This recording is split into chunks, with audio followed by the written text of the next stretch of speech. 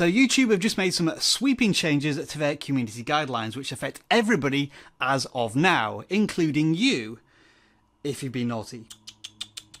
vidIQ. vidIQ. vidIQ.com. The YouTube community guidelines cover a multitude of sins video creators might break, be it nudity, harmful, hateful, violent content, harassment, bullying, spam, and so on. You can quickly find yourself in a very deep rabbit hole on any of these topics, so for more details check out the link to this very page in the video description. And with that in mind, here's an interesting question I want to pose to you. How many video creators do you think actually break these community guidelines? I'll let you know later on in the video. Now, given that there are many community guidelines, there's also many different places where you could potentially break these guidelines. Because you see, it's not just through the video content, it could be through titles, thumbnails, even live streams. We've recently discovered that comments could actually break community guidelines on your videos, and in the past the punishment may differ depending on where the crime was committed on YouTube. It might be that you lose live stream privileges, or that you couldn't post videos for a certain length of time. The rules were somewhat chaotic. As a result of this general confusion, YouTube, in their infinite wisdom, are now attempting to streamline the way breaches in the community guidelines are dealt with. So as of right now, there is a brand new community guideline strike system in place, and this is basically how it works. Super important thing to remember first, the following applies to community guideline strikes, not copyright strikes. They work off a completely different system because they potentially break the law rather than YouTube's own rules. So if you were hoping for any help on your monetization woes, you'll have to save that for a future video, which we will of course make. Okay, let's answer that earlier question of how many video creators break the community guidelines. And the answer is 2%. It doesn't sound much, but when it's 1 in 50 video creators and there are millions of video creators, that's a significant number of people. And what YouTube is very keen to do is not punish these first-time offenders, as video creators understand the community guidelines. As a result, all channels will receive a one-time warning the first time they post content that crosses the line, with no penalties to their channel except for the removal of that content. Consider this your reprimand, your slap on the wrist, that moment when your dad says to you, "I'm not angry, I'm just disappointed." The good news is that this one-time warning applies to all channels, so even if you do have an existing strike, you still get this warning before further penalties. This warning makes a lot of sense because according to YouTube, of those 2% who do break those community guidelines the first time, 94% of them never do it again.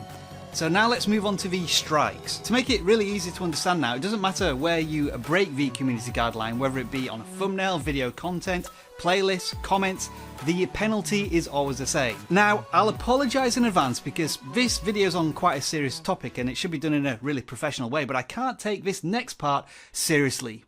Strike 1! The second time you break community guidelines will be considered your first official strike. That will result in your content being removed as before. On top of this, all your YouTube content posting privileges will be frozen for 1 week.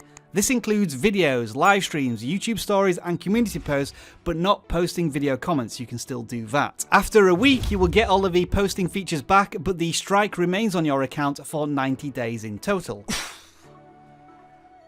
Strike 2! If you commit another community guideline violation within a 90-day period, this is your second strike with the same penalties applied, except that instead of a 1-week ban, you get a 2-week ban on publishing content.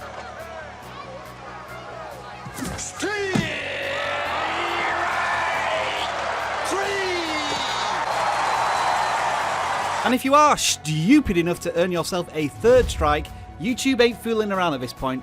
You're out of here! I mean, your channel will be terminated. Another criticism of the strike system in the past is that YouTube hasn't always been clear in terms of what guideline you violated and specifically how you can address that. To that end, YouTube promised to be more transparent with the guideline that you violated.